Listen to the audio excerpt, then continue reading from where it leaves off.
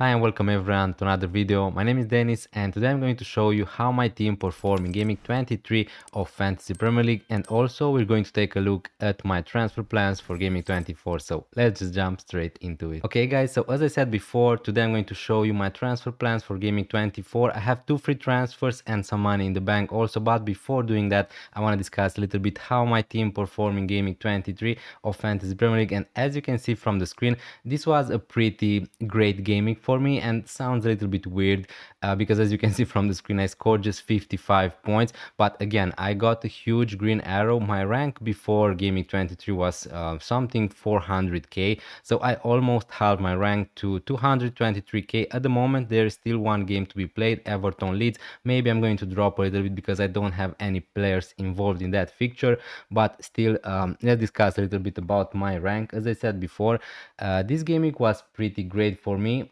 Now, only if Dorgu could stop scoring goals being on my bench, but again, it was a really crazy gaming. I need to mention before, on my stream, if you were there, we got a leak that Foden and Erling Haaland were benched. So initially, I just sold Foden to Bruno Fernandes. That wasn't part of my plan, but after all, in the end, it worked out really well because that allowed me to play also Soboslai and benching Haaland. So again, I saw a lot of people were playing Haaland. After I saw the leak, Erling Haaland was on the bench. I just wanted to take the full risk and I benched Erling Haaland in the end. And that's good because obviously that way I got Soboslai playing in my first 11, and for sure I didn't expect the Liverpool boys to save me this gaming. I didn't expect to have a great gaming at all, but I didn't expect Virgil van Dijk and Soboslai to get 9 and 13 points. As a Liverpool fan, obviously, really sad that we lost still against Bournemouth, but in FPL, talking about FPL, really happy. Soboslai with the free kick after he missed that penalty last game. I think that this was a little bit of a redemption for Soboslai, so really happy with them. Obviously, huge differentials. Now, talking about my other players, as you can see, my defense was pretty terrible, excepting Dorgu on my bench with an 8-pointer, but that's good for the future. Maybe again, I'm still going to keep Dorgu, so maybe who knows, at some point I'm just going to play him. But against Arsenal and against City, it is just what it is. Nobody could have guessed that Dorgu is going to turn into an amazing shooting and goal scoring machine under Michael Carrick, and Man United are going to be better than Man City and beat Arsenal. But it is what it is. Ryan Gabriel, 1-pointers for both of them. Real sad. Alderete with a 1-pointer and Virgil van Dijk with 9. As I said before, I kept Virgil van Dijk for a lot of time. Again, maybe I was a little bit lucky because he scored that goal, but a goal was always coming for Virgil van Dijk. I think that we Virgil van Dijk owners were really unlucky for a long period of time when we kept him. He got goals which were offside. He got a lot of chances. Again, they didn't keep a clean sheet against Burnley, but again, in the end, he got a 9-pointer. My midfield was pretty amazing this game, not going to lie. Bruno Fernandes with an assist against Arsenal, is it enough? 5 points. Rogers, if you saw that game, he got not an amazing assist. It was a really easy pass to Buendia, who scored the screamer, but he got an assist and he got also defensive contributions. So he ended up on 8 points just by making a little assist, I would say. So yeah, going to take that. I'm going to be honest here, I was a little bit lucky. He wasn't amazing, especially in that gaming, but really happy to have Rogers long term. Enzo Fernandez, Palmer missed that game, so he is on penalties. He got a penalty, he scored 8-pointer. Really happy with Enzo Fernandez. The fixtures are great long term. Anderson with his usual DEFCON, 5 points, just the same as Bruno Fernandes. So yeah, really happy with my midfield. Obviously, Soboslai was the star of this gaming. And if we move to my attack, again, another not regret, but it's just I had an amazing game week, so I don't really want to complain too much. But the second game week in a row, I'm captaining Ekitike instead of captaining Erling Haaland, taking that risk, let's say. Now, again, I knew before that Haaland probably is going to be benched for this fixture, so that's why I captained Ekitike. And what's happening? Ekitike is on the bench also for Liverpool. Now, again, he got more minutes than Erling Haaland. I think that he got close to 30 minutes, something like that, in that game against Bournemouth. He didn't get a lot of chances, but again, he pretty much just matched Erling Haaland, so it doesn't really help me at all. If Ekitike would have done something, then we would be talking at an amazing, huge green arrow, but it is what it is. Maybe third time charm is going to be the way. Thiago again with a not a difficult fixture. He Brentford got some chances, but again, the Thiago is not a player I'm going to be so excited to play in the next three game weeks, considering the fixtures are really tough. So yeah, it is what it is. This was my game week. Obviously, Dubravka on my bench with 5 points and Raya in my starting 11 1 points doesn't feel great, but I was never going to play Dubravka over Raya. Maybe that's a mistake for me. Huge green arrow for me, still 55 points. Let's see how this game week is going to end. I have a lot of money in the bank and two free transfers, so let's see how my team is going to look like for gaming 24. All right guys, now before we talk about how my team performing gaming 23, now let's take a look at how my team is lining up for gaming 24. I'm going to try to discuss my strategies, my transfer plans. As I said before, I have two free transfers, 0.9 minutes in the back, but before doing discussing about the moves I'm planning to do for gaming 24, I want to real short take a look at how my team is currently lining up for gaming 24. Now Raya Gabriel are going to play for me against Leeds away. Obviously I'm going to wait to see all the, as you may know, this is the last round of the Champions League, so a lot of things could happen, but we're just going to need to see that information and then we're going to decide. But let's say nothing major is going to happen. Raya Gabriel are going to play. Alderete, again, not so excited to play him, but it's Burnley at home, so I feel like I have to play him. Good for decent for DEFCON, good fixture, best fixture we can have all season. Sunderland are a really good team at home, so they are going to play. Now after that I just need to decide which defender is going to be my third defender. Dorgu, Virgil van Dijk, Lacroix. Now Dorgu, again, I know that he scored 2 goals against Arsenal, against Man City, but this is going to be a completely different situation, assuming he's going to be fit. Now he came off in that game yesterday with a little injury. Carrick said something that maybe he's going to be okay, maybe it's just a cramp, but the truth is we don't know at the moment how bad is that injury. And let's assume he's going to be fit. Maybe I can see a word where I'm going to start him, but at the moment I'm just not sure, because even if Dorgu is going to be fit, we don't know how Man United, how Michael Carrick are going to approach this game against Fulham, because Dorgu was needed to be played against Arsenal, against Man City, because he's better defensive wise than someone like Cunha. Now can we see someone like Cunha starting instead of Dorgu on that left wing? Of course.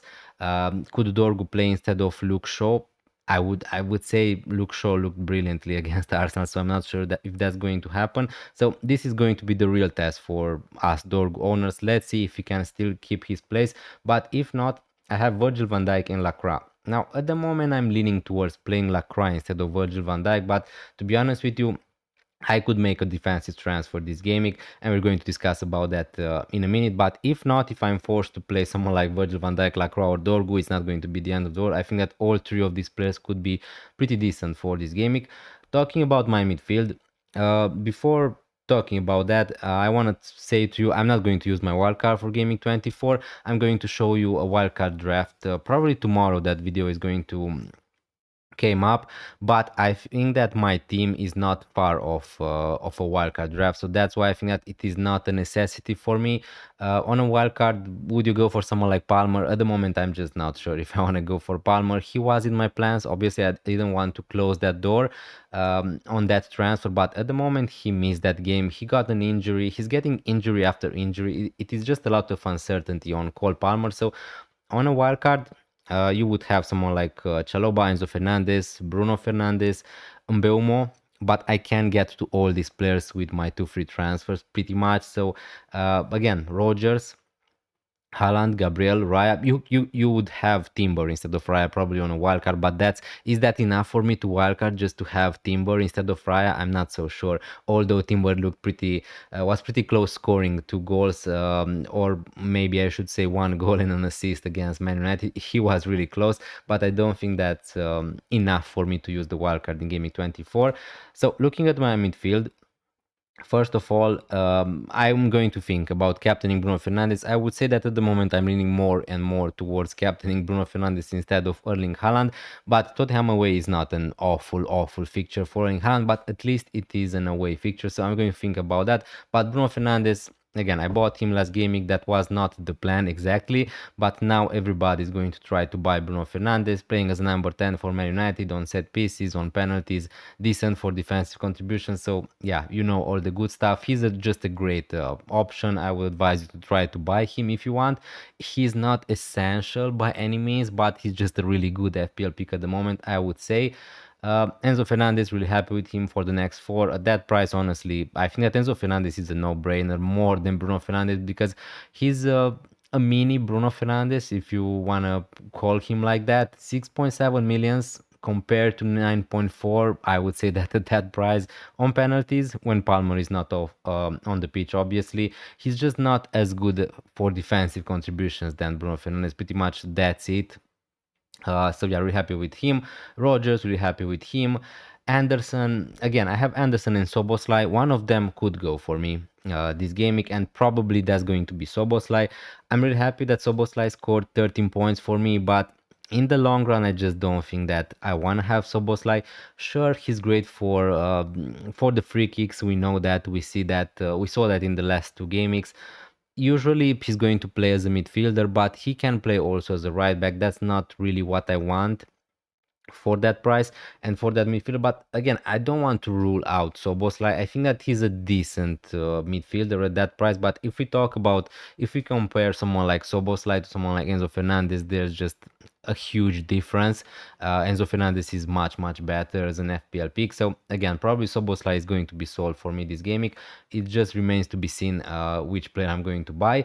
So yeah, really happy with my midfield. Haaland, Thiago, Ekitike. With Thiago, again, as I said before, these fixtures are horrible. Aston Villa away, Newcastle away, Arsenal at home. But if I have to play him, it's not a problem. He's still a decent player. I bought him really cheap, and he's still on penalties from Brentford. Again, it's not super exciting to have Thiago, but a lot of other forwards are pretty rubbish. So again, there aren't a lot of better forwards. Maybe Watkins, maybe Evan Nilsson, but pretty much that's it.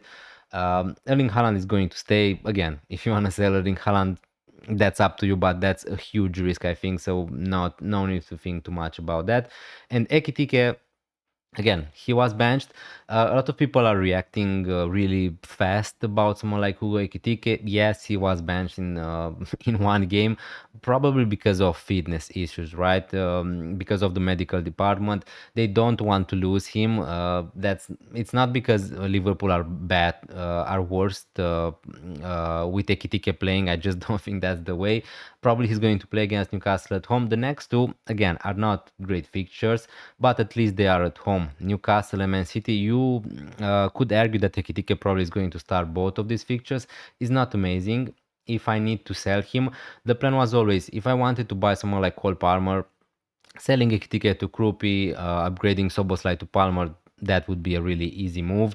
But at the moment, I just don't think that I want to go for Palmer. I don't think that I want to go for Bukayo Saka. So for that reason alone, I'm still tempted to keep Ekitike. He's a differential. Yes, he's not worth the value. I could go for someone like Oli Watkins. Is he much more nailed than Ekitike? We saw Oli Watkins being benched. We saw his minutes being managed. Tammy Abraham is going to come in for Aston Villa. Definitely he's going to take some minutes out of Watkins. So Ekitike, I think that he's a fine option still. Yes, he's not going to play 90 minutes every game. Yes, maybe we could see him being benched, especially maybe against Sunderland, because that's going to be a midweek fixture. But yeah, pretty much that's it. So if I want to sell some players, Ekitike, Soboslai, Virgil van Dijk, Lacroix, pretty much these are my options. I have two free transfer. Now the real truth is I'm not forced to make a move. As I said before, I think that my team is really close to a wildcard draft. Now again, of course, on a wildcard you wouldn't have Ekitike, you wouldn't have maybe Soboslai, Virgil van Dijk. Lacroix, again, you wouldn't have Raya, you would have someone like Timber, but I think that with two free transfer, if I want, I can buy someone like Mbeumo, I can buy someone like Senesi, I can buy someone like Chaloba, I can even buy someone like Rice. So again, um, at the moment, what I'm leaning to do is to sell Soboslai. Uh, if I want to go that route, if I want to, I don't know, challenge the wildcarders, because on a wildcard, I think that everyone is going to have Mbeumo. The fixtures are good for Man United. He's playing as a number 9. The only problem, the only concern with Mbeumo are the minutes. He played close to 70 minutes against Arsenal and against Manchester City. Now, again, do I think that Mbeumo is going to be subbed early every game week? I don't think so. I think that after Bruno Fernandes is probably the most nailed player in that attack. If Dorgu is injured long term, that's good news for Mbeumo because Cunha is going to play on the left. Mbeumo is going to play on the right or as a number 9 as he played against Arsenal and against Man City. And there's just another player to not care about. Of course, Sesko who came in, but we saw in the last two games, Mbeumo was subbed off for Cunha. So if Dorgu is not going to play, Cunha most likely is going to start. So that's, again, we need to see. We need to monitor the situation of Dorgu and all that. But Mbeumo, again, if I want to buy a midfielder, it's Mbeumo, Declan Rice, because obviously Arsenal could have and are most likely to have a double in Gaming 26. So I want to have three players from Arsenal, but it's not a must to do it this week. The only problem with not going for Rice this week is going to be tougher for me to get to him in Gaming 26. So again, let's talk about this first move. What I can do is to sell, as I said before, Soboslai to Mbeumo and Virgil van Dijk to a 5.1 defender. And if I'm going to go away with this transfer, probably it's going to be Senesi. So yeah, Senesi and Mbeumo. Please let me know in the comments down below what would you do in my case. I have the option to go Soboslai and Virgil van Dijk to Brian Mbeumo and Senesi, or to just go Soboslai to Declan Rice and Virgil van Dijk to Chalobah. Because if I want to buy a defender, Chalobah, Senesi, and maybe Munoz, this would be my top options. But again, I have Lacroix already, so I'm not sure if I want to double up on Crystal Palace defense. But these would be my options. If I want to go for Mbeumo, I can afford Chalobah. That's the thing. Which pair do you think is the best? Senesi plus Mbeumo or Chalobah plus Rice? Now, also, if I want to go for Rice, let me just put it here and go for Chalobah. That's going to leave me with 0.4 millions in the bank. Let's just assume I'm going to make these moves. If I'm going to go with this route, I'm going to be pretty happy with Rice. Now, I could always just sell Ekitike and sell Anderson and buy Mbeumo later if I really want to do that. This would be my team if I'm going to go with those moves. And now looking at this team, is going to be really close with the wild card. I have three Arsenal players. I just have Raya instead of Timber. I have Chalobah, Enzo. Alderete against Burnley is fine. Bruno Fernandes, Rogers, Rice, Enzo midfield. Just Mbeumo is missing from that midfield. So again, I really need to think what I want to do. Do I really want to go for Chalobah? The problem with Chalobah is that he has four great fixtures, so that's why I really want to go for him. West Ham, Wolves, Leeds, Burnley. After that, it's pretty bad. Arsenal, Aston Villa, and Newcastle. But he has a decent fixture in Gaming 31. And if I want a wild card in Gaming 32, then going with Chalobah is not going to be the end of the world. And also, if I want to go for Mbeumo, I can go in Gaming 26. I need to save up two more free transfers and sell Ekitike to someone like Krupi and Anderson to Mbeumo. But after two gamings, the fixtures for Liverpool are going to be really good. Sunderland, Forest, West Ham, Wolves, Spurs. I'm not so sure if I will want to sell Ekitike by that time. Now let's just look how my team would look like if I go with those moves. Here I would just play Lacroix or Dorgu instead of Alderete. Anderson against Leeds. I could play Anderson instead of Thiago maybe. Haaland, Thiago, Ekitike. This front line is not going to be amazing for Gaming 25. Haaland playing against Ekitike and Thiago playing against Newcastle away. But again, it's not the end of the world. Two penalty takers in that team. Here again, where I would need to see which one is going to be my captain. But yeah, my team would look okay. I'm going to roll probably in that fixture, or if I want to really want to sell a ticket to someone like Krupi or Evan Nilsson, that's going to be an opportunity also. Then Gaming 26. Here I could play someone like Dorgu if he's going to become an option. If not, Lacroix against Burnley at home. Also Anderson, I could play Anderson instead of Thiago or Dorgu instead of Thiago, and my team would look pretty nice, honestly, for Gaming 26. And here in Gaming 26, I could honestly buy someone like Mbeumo if I think that, I don't know, somehow Ekitike is going to be benched because it's going to be a midweek fixture. I could sell him and upgrade Anderson to Mbeumo, but again, I'm not sure. I'm not sure if I want to sell Ekitike by that time. In Gaming 27, Thiago against Brighton. Probably I'm going to bench Anderson, and my defense would look like this: Lacroix against Wolverhampton at home, Chalobah against Burnley. Yeah, so my team would look pretty nice with just two moves in Gaming 24. Here, again, in Gaming 28, the fixtures are not going to be amazing. Crystal Dorgo against Crystal Palace, Alderete against Bournemouth. I could play Dorgo here instead of Chalobah. Yeah, but by this time I'm going to make maybe some moves. Again, this is the thing. I don't want to spend too many transfers, and going with Chelsea. Again, the plan would be, if I'm going to make these two moves in Gaming 24, to try to roll as many transfers as possible, because the aim would be to dead end my team for Gaming 31 and maybe wildcard in Gaming 32. Let's see how the doubles and blanks are going to be, but this would be my plan.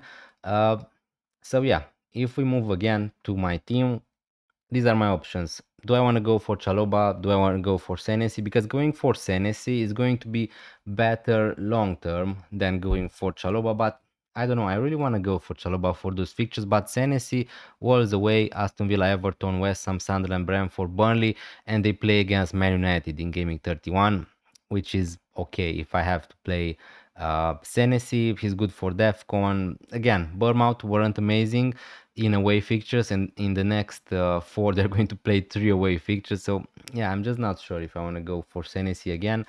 But these are my options. Or what I can do is to just sell Ekitike to Krupi, leave my defense as it is, keep Virgil van Dijk. The fixtures are going to be really good after gaming 25. I could play Virgil. I could still keep Virgil van Dijk, but again, doing Van Dijk to Chaloba feels like such an obvious move, and I just think that I should sell him. And if I really want to buy him back again, that's going to be another possibility. But yeah, maybe I should just sell Ekitike to a Krupi, upgrade the Soboslai to. Let me just refresh this. So let's just say I'm going to select ticket to groupie. Now, sorry for a lot of rambling. We are in that part of the video. And Sobos, like, I will have 11.6 million, so I could even go for someone like Palmer um, if I want. But let's just say I'm going to go for Mbeumo. I'm going to have 3.3 millions in the bank. Now, for this week is not a problem. I could play Lacroix and Dorgu, or Dorgu instead of Virgil van Dijk is not a problem. I will have a pretty nice team. If we move to Gaming 25, here I will have my defense would look pretty bad. Lacroix against Brighton away is fine. If I have to play Van Dijk instead of Dorgu, it's okay. But probably at the moment, if Dorgu is going to keep his place, I'm just going to play him here. And other than that, my team would look okay. Here I could bench Krupi for Anderson or something like that. In Gaming 26, my defense would look like this: Gabriel Lacroix, Dorgu, even Van Dijk against Sunderland away. So yeah, the team would look actually pretty decent. If I'm going to keep Van Dijk, I could play Van Dijk probably instead of Thiago or Anderson or something like that. In 27, um, yeah, Thiago here. Which defender I'm going to bench? I don't know. Dorgu or Virgil van Dijk, something like that. So yeah, actually, if I'm not going to sell Virgil van Dijk, the defense would look pretty decent. Let's just see. In Gaming 28, Dorgu against Crystal Palace or Alderete against Bournemouth away. Yeah. Here I could also play instead of Gabriel. Maybe not. Yeah. Maybe the best idea would be to just play Gabriel. But my team would look okay.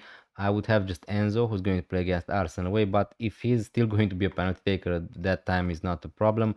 and yeah, I'm going to have some transfers to deal with. Now I really need to decide what I'm going to do. Now what I know for sure is that I'm not going to wildcard in gaming 24, so even though I really want to go for Chaloba, I want to have some Chelsea players for this fixture run. It's just crazy, the fixture run for Chelsea for the next four. Only if the fixtures weren't that bad. After that, Arsenal, Aston Villa, Newcastle. But yeah, I really need to figure it out what I want to do. Go for Senesi long term, keep Virgil van Dijk, just sell Ekitike because the next two are not amazing. Yeah, please let me know in the comments down below what will you do in my case. Thanks a lot for watching this long, really appreciate it. If you enjoyed this video, please consider leaving a like, hit that subscribe button if you're new around here, check the memberships if you want to support the channel even more, and I'm going to see you tomorrow with the wildcard draft for Gaming 24 probably. So yeah, see you next time. Bye.